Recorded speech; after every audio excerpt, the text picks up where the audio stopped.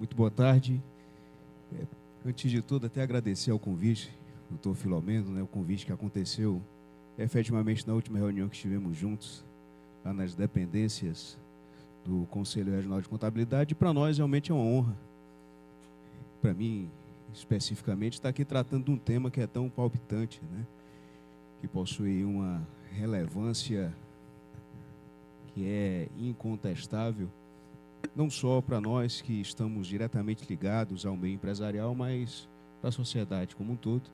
Também fico aqui muito honrado em contar com a presença do meu professor aqui, Luiz Freitas, e de alguns colegas até de área, de profissão, como está ali a minha amiga Daniele Kelvia, as minhas saudações. E nisso nós trouxemos aqui algumas reflexões. Me comprometo, inclusive, a não me estender demasiadamente, principalmente porque se trata de alguns elementos e até eu tentei não abordar ali tecnias que poderiam aqui trazer certos conflitos, mas o propósito nosso, considerando que existirá um outro momento para abordar de maneira aplicada a própria atuação da representação comercial, nós trouxemos aqui um panorama geral e também alguns exemplos comparativos de como está e de como o projeto ou a proposta de regulamentação, ela propõe efetivamente que ocorra dentro do contexto prático a instrumentalização do próprio sistema. Um dos lances bem interessantes que a gente também vai apontar por aqui, dentro desse espaço de tempo aí que nos foi franqueado, é justamente os pontos críticos que, infelizmente, muitos de nós, principalmente aqueles que não militam aí na própria atividade contábil, tributária, no direito, nós ainda estamos distantes disso, ainda não percebemos as fragilidades da nossa da aplicação de tudo isso de maneira prática ao nosso contexto diário. Então aqui a gente já parte dentro de um conceito, de uma visão geral da própria reforma, onde por vezes nós até estamos nos surpreendendo com algumas notícias diárias que vêm aí com certo nível de viés, e dentre essas notícias nós temos sim algumas afirmações que elas não são tão sólidas e que dentro do próprio projeto, tudo aquilo que por vezes alguns dos políticos ou até mesmo de alguns daqueles que estão aproveitando a onda do próprio tema para tentar apresentá-lo como se fosse algo muito familiar a quem se propõe a apresentá-lo, mas não é muito bem assim que funciona. Nós estamos há pelo menos 8 anos abordando tudo isso nas mais variadas esferas, aí, não só dentro do ambiente público e privado, mas principalmente dentro de algumas situações em que temos a oportunidade de conversar com a sociedade como um todo. Então a gente tem percebido que existe ainda na mente de alguns a ideia de que isso não existe e que não irá existir dentro da velocidade de entrega dos próprios projetos que estão ocorrendo no ambiente ali do Congresso, do Senado. Existem algumas pessoas que ainda imaginam que isso não é uma verdade e que não vai sair. Embora estejamos discutindo algo dessa natureza há pelo menos 20 anos, nós temos aqui 3 grandes afirmações que, se hoje você abrir dentro do site do próprio Planalto a nossa Constituição Federal, você vai ver que lá já estará a emenda em vigor que traz a nova sistemática de tributação para nós que estamos aqui nesse cenário. Então nós temos que a proposta ela simplifica, entre aspas, o sistema tributário, substituindo os 5 tributos, o PIS, a COFINS, o ICMS, ISS, pelo IVA dual, e até o próprio IPI, considerando então a existência, a partir de então, do IBS, que vai reunir o ICMS e o ISS e a própria CBS, que vai ser uma contribuição em caráter federal que substituirá o PIS e a COFINS. E eu já faço a primeira crítica, ao mesmo tempo que já me proponho a gerar algumas reflexões, onde dentro desse cenário aqui de simplificação, escutei, por exemplo, um colega, na verdade, meu colega que é auditor, viu, professor Luiz? Ele afirmando que não existe nenhum país cujo sistema tributário seja simplificado. Ele diz, olha, se eu for para os Estados Unidos, realmente é uma complicação você chegar ao valor do tributo. Se eu for ali no Equador, também é a mesma questão. Talvez seja fácil você identificar os pormenores de natureza tributária na Coreia do Norte, em Cuba, que nem sistema tributário talvez estabelecido de maneira organizada tenha por lá, né? Exista por lá. Mas o que se propõe com a própria reforma não necessariamente seria essa simplificação, mas sim uma operacionalização que fosse mais adequada. Nós vamos observar aqui que eu trouxe alguns dados para que pudéssemos então nos orientar dentro de um comparativo Brasil versus outros países, né, outras nações, e nós vamos ver que estamos na ponta quando se trata de complexidade de horas para que se chegue à quantia do tributo. Existem aí até várias gravuras, aqueles memes da internet, onde tem de um lado o contribuinte, do outro o fisco, onde o contribuinte diz, olha, eu vou te pagar 50, e o fisco, você não tem que me pagar 50, você tem que me pagar alguma coisa diferente disso. E aí o contribuinte olha para o fisco e diz, olha, mas quanto é que eu tenho que pagar? E você que tem que calcular.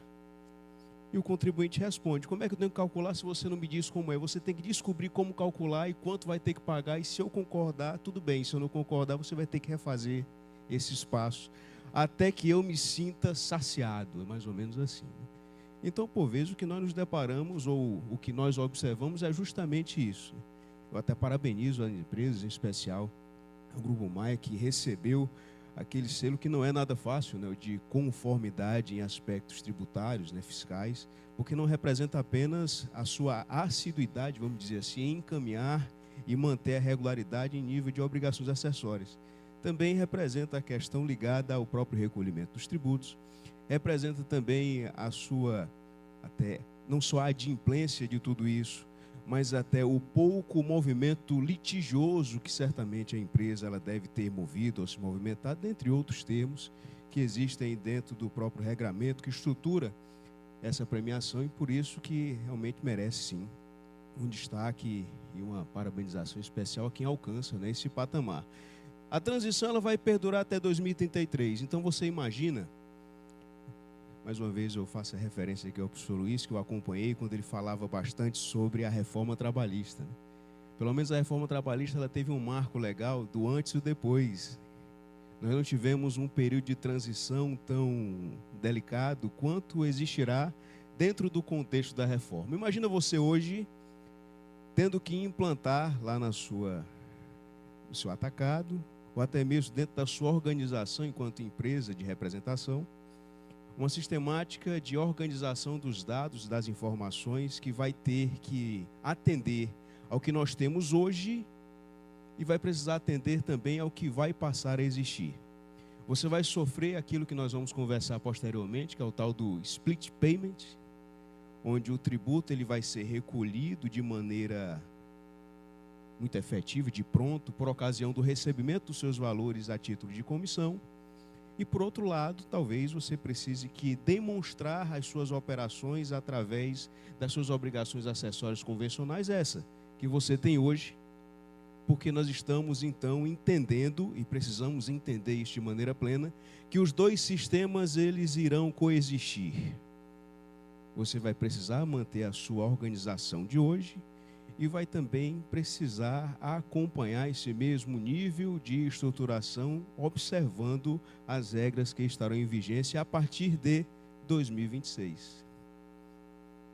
Isso já pode causar um certo terror. Imagina quem lhe assessora tecnicamente no âmbito do direito, e em especial da contabilidade, você precisando, dentro da sua contabilidade interna ou um escritório que você terceirizou esse trabalho, ele precisando administrar os seus dados, as suas informações, para que você se mantenha em conformidade nas mesmas condições, né, do contribuinte, ou com o mesmo título de contribuinte pai d'égua, precisando atender ao que existe hoje e ao que vai passar a existir, tudo isso de maneira simultânea. Então são alguns dos pontos que dentro desse panorama geral, além desses outros dois que a gente já citou, a criação do imposto seletivo federal, que vai incidir sobre itens cujo consumo eles têm como propósito, nós precisaremos então observar, a intenção do legislador é desincentivar esse consumo de itens que provocariam males a própria saúde. No entanto, a gente já observa que na lista de itens sujeitos a esse imposto seletivo, nós temos combustíveis. Como assim? O combustível, então, é atribuído, ou a ele pode vir a surgir algum tipo, então, de problemática dessa natureza aí que causa algum mal à saúde? Quem que vai consumir o combustível que não seja para ele ser utilizado, por óbvio, pelo fim no qual ele se propõe, né? Só vai beber gasolina, então ele tem que estabelecer um imposto seletivo sobre ele, né? O álcool eu nem falo tanto, né? Porque realmente vai depender do nível. Mas observe que a essência da proposta na reforma, né, é o fim da cumulatividade, fato gerador no destino, regras nacionais uniformes, fim da guerra fiscal, e aqui aspas intensas, aumento da transparência no contexto tributário. Então se observa o seguinte, olha, hoje nós temos dentro daquilo que existe de possibilidade de você recolher ou usar certos critérios para apurar o seu tributo, o aspecto da não cumulatividade para determinados tipos de contribuições, impostos, como é o caso do PIS, da COFINS, do próprio ICMS. E nós temos a cumulatividade, no entanto, essa cumulatividade ela foi aqui incluída como sendo algo que vai realmente perecer, como se fosse um absurdo. Mas aí trago uma outra reflexão. Alguns dos senhores acompanham e têm empresas, vendem, fazem algum tipo de relacionamento comercial com empresas que estão enquadradas no lucro real. Lucro real você tem, então, né, em aspectos gerais. Olhe que eu estou dizendo em aspectos gerais, porque existem exceções a depender da atividade que ela desenvolve. Mas em aspectos gerais, o PIS e a COFINS, aquele que você paga todo dia 25, estando no lucro real, para algumas dessas receitas de algumas atividades, você deverá calcular essas contribuições no regime não cumulativo, onde somando os 2 percentuais de alíquota, você vai ter 9,25. Porém, se você estiver na cumulatividade, você vai pagar 3,65. Ah, mas o 9,25 é uma maravilha, porque essa não cumulatividade diz que eu tenho direito a se apropriar, me apropriar de créditos. Mas você nem tem tanto crédito. Imagina alguém que atua com representação comercial que se obriga a apurar as suas receitas pelo lucro presumido, porque sabe que se fosse para o lucro real, isso não seria possível ou viável economicamente falando, em função da carga dos tributos, que seria realmente muito expressiva. Logo, foi vendida a ideia que a cumulatividade era uma coisa muito ruim. E a bem da verdade, quando você compara o 3,65 com 9,25, talvez não seja, a depender dos outros critérios, você vai ter que fazer uma conta. Mas, observando em linhas gerais e numéricas, o 3,65 me parece atrativo. E é por isso que a escolha desse regime entre esses dois, né, ou seja, do lucro real, o presumido, que até existem discussões e vai ser a próxima fase da própria reforma, onde a fase da própria reforma, a próxima fase será justamente a tributação sobre a renda, já se estuda, ou pelo menos já circula a ideia do fim desse lucro presumido, da tributação dessa maneira, pois é como se o fisco ele perdesse dinheiro. Uma ideia, algo que circula, que eu realmente acredito que nem vai ter essa força toda quando a sociedade começar a participar dessas discussões. Mas para o PIS, a COFINS, o ICMS, o ISS e o IPI, né, que ele morre e não morre com a reforma, nós vamos ter então a finalização disso tudo e vamos considerar que tudo vai ser agora, vamos deixar de utilizar aquilo que a gente chama de crédito escritural, ou seja, dos valores que vão vir em nota fiscal, com crédito financeiro, ou seja, aquilo que efetivamente você pagou de imposto. E pode ficar tranquilo que a gente vai apresentar alguns comparativos nesse sentido. Regras nacionais uniformes, hoje é uma maravilha, né? Você tem aí um centro de distribuição, vende para todas as unidades federadas, você então percebe que todas essas unidades federadas possuem um critério próprio para te cobrar o ICMS. Quando a gente fala só daqui do Ceará, dos seus quase 300 municípios, 200, né? Melhor dizendo. Nós então vamos ter para cada um, embora alguns tenham aí a legislação espelhada, também regras muito próprias de cálculo do próprio ISS. E muitos até negligenciam, achando que o ISS ele é uma coisa muito fácil. Fim da guerra fiscal. Todos nós entendemos que para você estabelecer o seu centro de distribuição, a sua indústria, por vezes você precisa sim encontrar algum incentivo por parte do governo local, porque aquilo vai mexer em toda a sua estrutura de distribuição. Nós estamos aqui, uma área costeira, próximo a portos, onde você vai poder então desovar, vamos dizer assim, na melhor maneira, toda a sua produção. Imagina você ter que levar aquilo que você estabeleceu aqui inicialmente para aquela região ali dos Inhamuns, onde talvez não seja tão fácil você escoar essa sua produção. Então, tudo isso, considerando o fim dessa guerra fiscal, esses incentivos concedidos, que foram convalidados, inclusive, via lei complementar, a própria reforma tributária, ela traz um fim a esses incentivos fiscais que muitos estados e algumas regiões específicas elas trazem, mas também trazem, ou melhor, a própria reforma ela estabelece uma manutenção de alguns desses regimes e traz outros regimes diferenciados. Entenda que isso aqui é um panorama geral do que está acontecendo por aí, né? Inclusive, no dia 1º, veio mais um projeto, né? Esse projeto, inclusive, encabeçado pelos estados e municípios, mas uma proposta de regulamentação da reforma que avançou do Congresso e está indo para o Senado. Aumento da transparência no contexto tributário. Em tese, considerando que nós vamos ter uma regra nacional uniforme, nós vamos então ter uma minimização, é uma ideia de que se tenha, de como vai funcionar ou vai ser estabelecido essas rotinas de apuração, cálculo, ou pelo menos a legislação como um todo dos tributos. Aqui nós temos uma apresentação dessas regras de transição, né? Aqui vamos começar, a partir de 2026, com um período teste, após a edição dessas regulamentações, né? O período que efetivamente vai ser de transição, e aí deixa de existir em 10 anos esses tributos que hoje nós conhecemos e passa a existir a CBS, o IBS ou o IVA dual, que muitos costumam usar como principal referência, e que efetivamente é um IVA dual, né?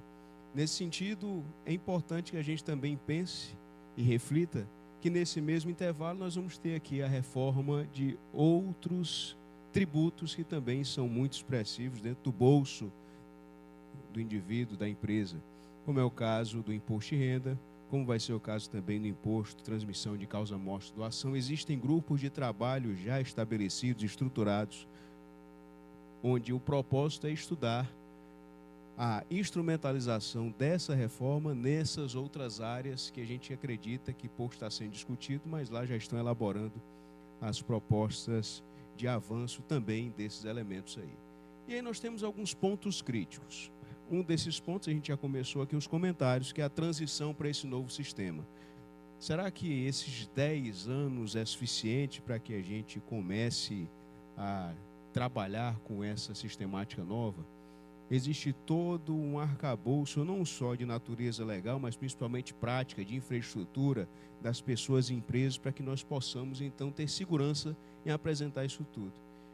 Eu lhe digo que o regime não cumulativo do PIS e da COFINS surgiu em 2003, 2004. Até hoje, pode-se dizer, né, se existe algum outro tributarista por aqui, que nós nem entendemos mais o que é a não cumulatividade do PIS e COFINS. Por quê? Porque nós observamos que a lei, a letra da lei, ela traz uma coisa. O contencioso administrativo, ele pode até confirmar parte disso, mas a Receita Federal diz outra. E, por vezes, o judiciário diz algo completamente diferente.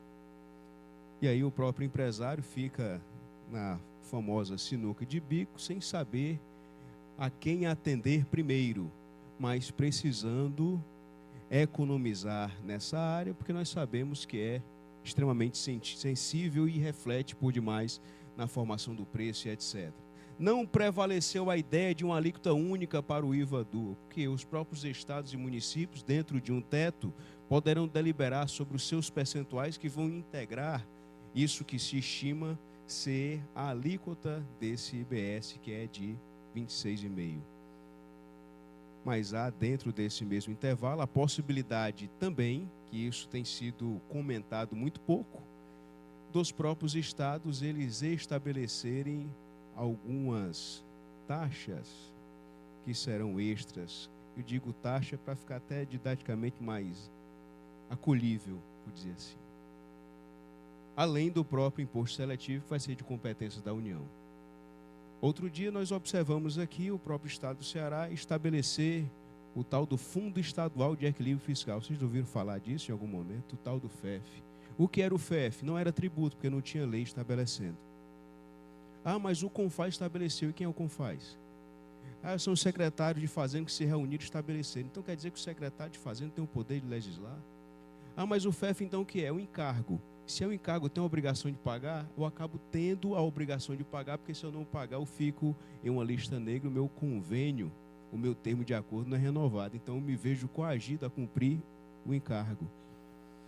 Então, existem espaços normativos que possibilitam o próprio fisco de fazer o mesmo, de estabelecer, trazer para a realidade prática da vida das empresas encargos dessa natureza, que você se vê coagido a entregar essas quantias, para que assim você não figure em uma determinada lista que você não tem interesse em constar nela, porque senão aquilo que é decisório para a sua competitividade, que são os regimes especiais, os próprios regimes que possibilitam você ter uma certa elasticidade em recolher o imposto em função das suas importações ou das suas compras interestaduais, a partir do momento que aquilo dali é cortado, é natural que você também precise mexer no seu caixa, e nem sempre o caixa das empresas está com a robustez necessária para você mudar assim, né, de forma tão rápida essa sua sistemática de recolhimento.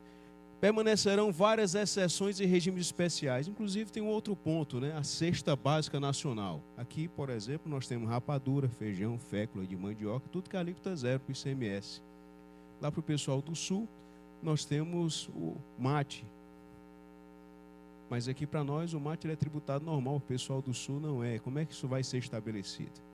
Dentro hoje da cesta básica no estado do Ceará, nós temos capacete, tijolo, antena parabólica. Será que isso vai continuar se aplicando? Nacionalmente, será que isso é viável?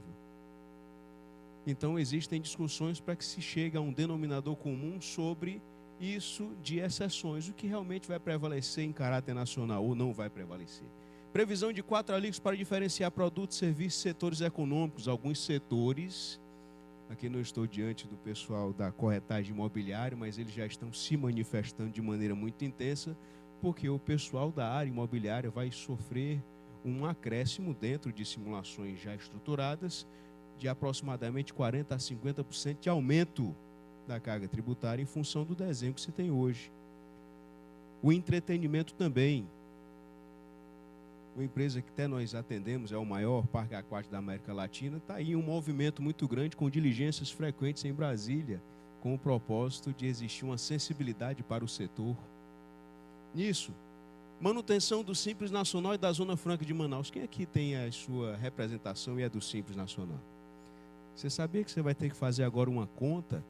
Porque quando você vender lá para a própria Comercial Maia, para a Bezerra Oliveira, dentre outras, são empresas que certamente estão aí no lucro real em função do seu faturamento e de outras coisas, você vai ter que perceber que, assim como eu vou te ilustrar aqui, você pagando o CBS e a IBS por dentro do Simples, você vai destacar o mandar para a empresa que você está aí prestando serviço ou vendendo alguma coisa, um valor, um volume de crédito.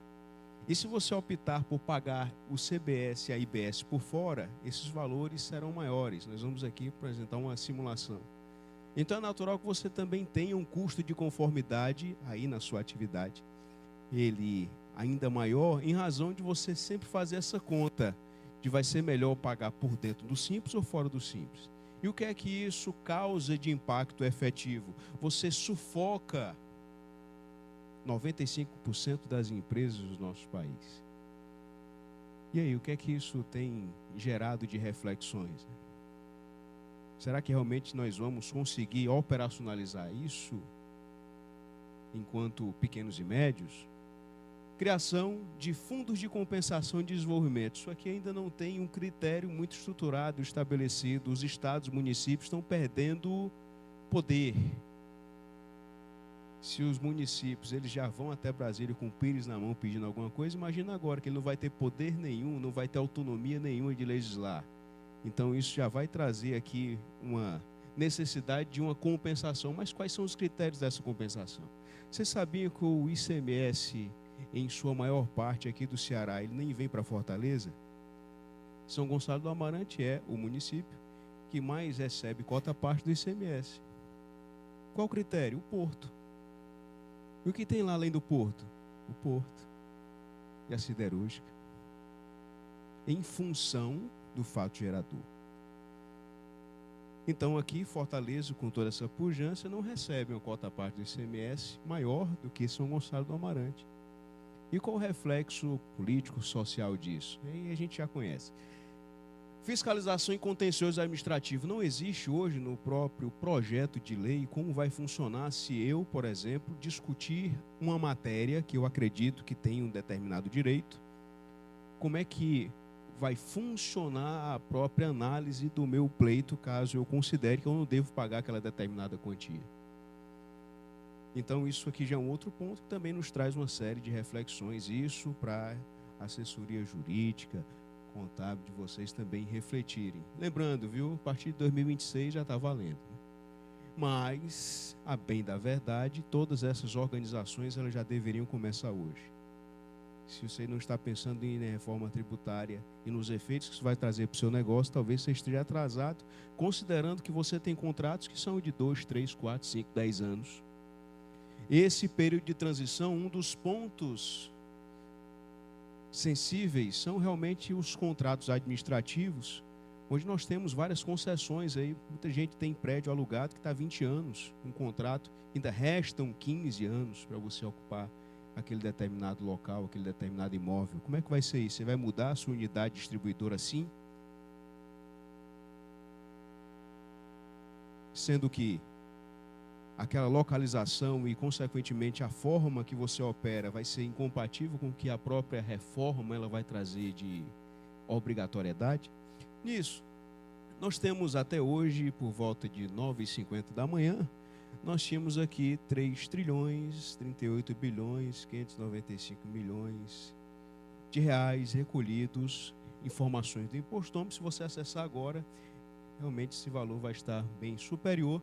E segundo o relatório do Banco Mundial, uma empresa brasileira leva 1.958 horas para pagar tributos. O segundo colocado, Bolívia, leva 1.025 horas e a média de 190 países pesquisados é 266 horas. Então, realmente, nós temos aí uma badalação muito grande dentro do ecossistema legislativo quando se trata de norma que vai fazer você calcular algum tributo de uma forma maior, menor, diferente. Mas dentro desse sentido, repare, medidas para mitigar os impactos, né? Precisamos pensar em prazos adequados e tudo isso, como estamos em uma fase de construção, embora os projetos estejam no Senado, ainda cabe. Compensação de créditos tributários, ou seja, eu não posso então imaginar você que está atuando hoje, tem as suas atividades aí, faz exportação, você tem créditos tributários em função da exportação, quer dizer que você não vai poder se apropriar desse crédito todo quando passar de um regime para outro, porque a lei hoje, dentro do projeto, diz que você vai ter 60 meses para ir aliviando esse crédito que você tem e ainda existem limites. Como é que é isso? Precisamos então trabalhar, estruturar, pensar em uma compensação de crédito tributário que seja justo para o próprio contribuinte. Reequilíbrio de contratos, regimes especiais e diferenciados, porque realmente temos que alcançar dentro dos nossos pleitos a equidade. Por exemplo, né, nós estávamos lá, o próprio CFC, o Conselho Federal de Contabilidade, preside o conselhão, né, ou seja, a organização que foi estabelecida para que houvesse uma representação das próprias atividades regulamentadas, e nós conseguimos o desconto para essas profissões regulamentadas, né? Um desconto sobre a própria base de cálculo desse IVA-DUA. E isso faz com que a gente entenda a necessidade de buscarmos essa equidade, ou seja, de estabelecer critérios diferentes para quem é diferente. O Simples Nacional não nasceu com esse propósito. Entenda que, se a gente for observar a própria Constituição, em vários lugares, em vários artigos, sei lá no 65, dentre outros, que trata, por exemplo, de tratar com desigualdade os desiguais, a fim de se encontrar igualdade, sistemas de tributação que sejam favorecidos, com certo privilégio ao pequeno. Todos os países possuem isso e a gente precisa, então, defender, né, esse nosso prato, vamos dizer assim. Diálogo com a sociedade. Mas muito bem, algumas projeções práticas nossas, né? Imagina aqui uma empresa que é um produtor rural. Esse produtor rural, ele cobra pelo algodão o valor de R$40, sobre esse valor é adicionado o IVA. E esse IVA é de R$10. O valor final da venda é de 50, então o IVA pago será de R$10. Está aqui uma espécie de uma notinha que ele vai emitir. Na etapa 2, a tecelagem compra algodão e produz o tecido precificado em 68. O valor final é somado ao IVA, é somado o IVA, mas nesse caso, como já foram pagos R$10 na etapa anterior, isso é o que se chama de não cumulatividade plena. E o crédito financeiro. De modo que, se foram pagos os R$10 de IVA na etapa anterior da produção no campo, a tecelagem pode abater esse valor e vai pagar apenas 7. Isso aqui é uma cadeia comercial convencional. Está aqui na etapa 3, eu tenho uma fábrica de roupas, transforma o tecido em uma camisa, vende a camisa por R$104, o IVA calculado foi 26, e ela vai abater o que foi recolhido nas fases anteriores dessa cadeia. Então vai deduzir aqui dos 26 os 17. Na etapa 4, a loja compra essa camisa por 130 e cobra R$152, estabelece o preço de venda, somando-se IVA de R$38. O valor da camisa vai ser 190, então eu tenho R$38 do que vai ser da minha operação própria e diminuo desses 38 os R$26 que foram recolhidos em momentos anteriores da etapa. Agora imagina, existirá dentro da estrutura da Receita Federal, foi até apresentado um esquema de um painel, né, que seria para você acompanhar isso tudo. Imagina se um desses aqui não paga o próprio tributo. Não é pai d'égua, né? Um desses não paga o tributo, não é pai d'égua. É o filho, né? Como diz. Isso vai impedir você que está aqui no varejo de se apropriar nesse crédito na íntegra? Como vai funcionar isso? Se eu me responsabilizei quando eu paguei por aquele determinado produto R$130, nesse 130 é óbvio que ninguém aqui é bonzinho e nem falha ao calcular o próprio preço de venda. Dentro desse 130 está a minha carga de tributos. Então, efetivamente, eu tenho aqui essa necessidade de entender se eu vou poder me apropriar na íntegra ou não. Outro exemplo também, né? Isso aqui é para nós que estamos aí com alguns representantes ou pessoas que você emprega e etc. É para esse determinado caso aqui. Nós temos a empresa A e essa empresa ela paga de salário essa pessoa aqui, ó, salário, comissão, outra verba que seja vinculada à relação de trabalho, né? Ela paga aqui R$10.000. E essa pessoa, ela paga, ela mesma, ela paga um aluguel de 1.000, ela paga um celular também de R$1.000, e ela paga R$1.000 de um plano de saúde. Nesse intervalo, isso aqui já é uma espécie de dica de planejamento, considerando o texto que nós temos hoje. Ela vai, então, pagar indiretamente, porque o IBS também continua sendo um tributo indireto, R$627. O salário dela foi R$10.000. Agora imagine se ao invés dessa empresa pagar a ela R$7.000, se a empresa ela mesma se responsabiliza por pagar o automóvel, o celular e a saúde. Essa empresa ela vai então pagar um salário menor, ela vai ceder esses itens ao empregado e não vai ter nada de IBS e CBS nessa operação. Então, a não tributação do fornecimento para uso e consumo pessoal fere o princípio da neutralidade ao deixar de tributar o mesmo consumo. Então, aqui eu tenho uma alternativa. Se isso vai prosperar ou vingar, e já são outros termos. Mas imagina que você tem esse caso diário para você e com você lá. Um outro ponto, né? Um exemplo prático de como funciona o tal do split payment. Ou seja, se você compra uma mercadoria por 100, você só vai receber 95. Imaginando aqui onde os R$ 5, o 85, né, a diferença vai diretamente para a União ou para o comitê gestor do IBS e da CBS. O atacadista, ele vende para o varejista, esse varejista vai receber do atacadista esses R$ 100 aqui. Dos R$ 100, olha, já temos o split 1, ou seja, vai ser entregue para o comitê gestor do IBS da Receita Federal e Receita Federal, R$ 26, porque incidiu aqui 26% de imposto sobre o valor agregado, o IVA-DU, que a gente tem discutido até o momento. Nesse momento, o varejista, ele vendeu para o consumidor final, quem está adquirindo. Obviamente, o consumidor final não tem nada de crédito tributário financeiro, nem escritural, porque aqui nem se fala mais em crédito escritural.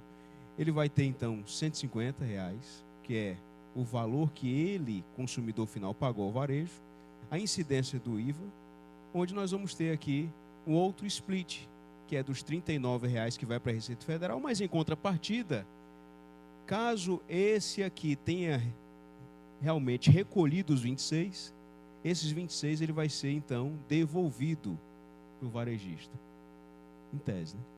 Devolvido. Se ele não tiver pago, ele vai ficar lá suspenso. Aí já imaginou você também tendo a responsabilidade subsidiária de cobrar o teu distribuidor? Além do fisco mandar cartinha para ele, você também vai mandar. Você paga o teu imposto, porque senão não estou recebendo minha parte aqui, meu amigo. Imagina como isso vai ser legal nas relações comerciais. Isso para vocês, né, da representação comercial, que é bacana. O atacado, a indústria vai te ligar também. Diz aí, cobra lá o fulano, que ele não pagou o imposto dele e não caiu aqui para nós. Vai ser bacana isso aí. Isso é interessante porque reforça a própria atuação também do representante, agora com esse braço adicional aí de agir como preposto do fisco. Vocês não tiraram uma onda, né? E não tiram da contabilidade. O cara é o portador da má notícia, ou seja, agora a gente está aí compartilhando essa atribuição de portador de notícias não tão boas com outras áreas, né? Com outros participantes aí.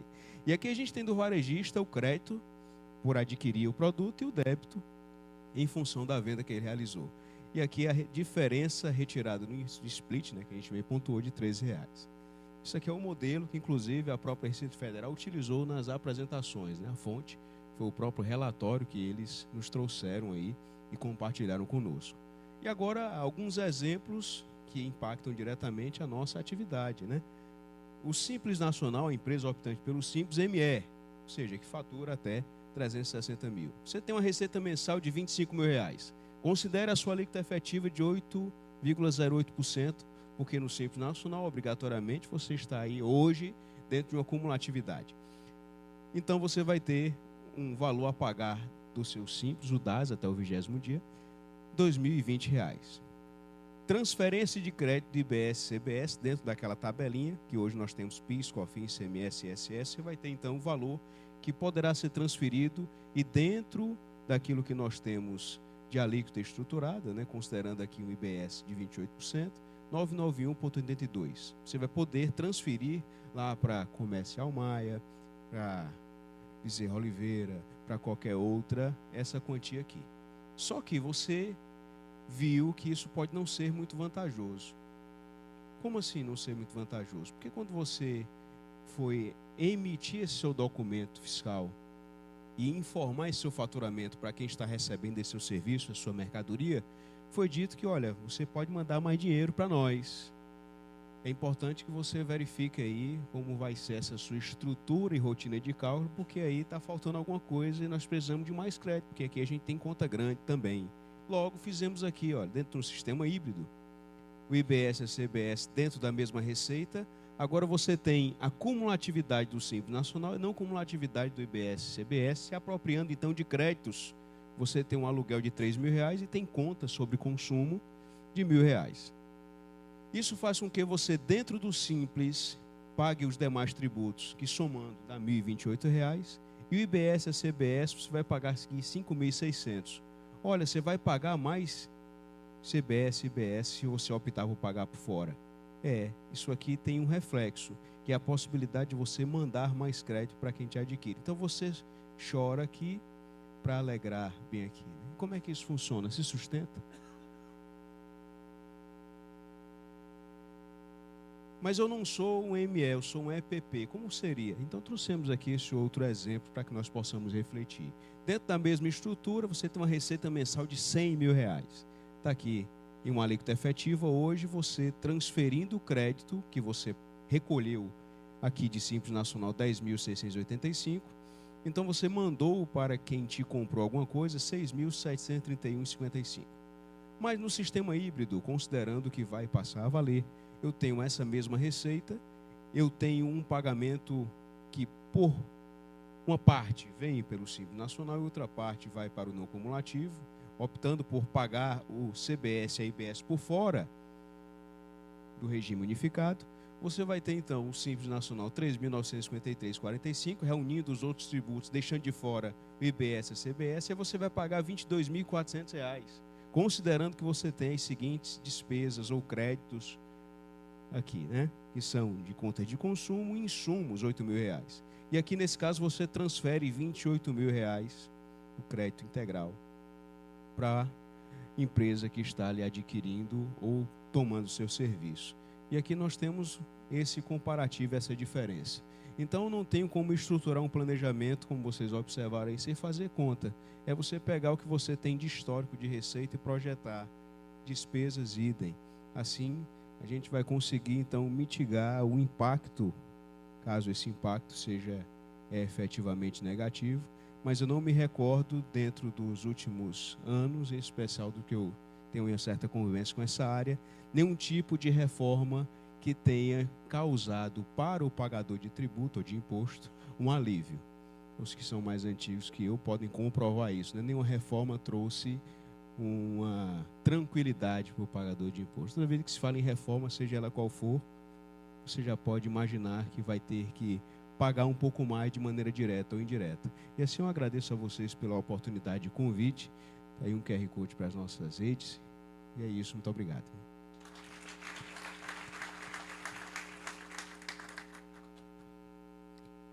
Alguma pergunta breve? O senhor, por favor.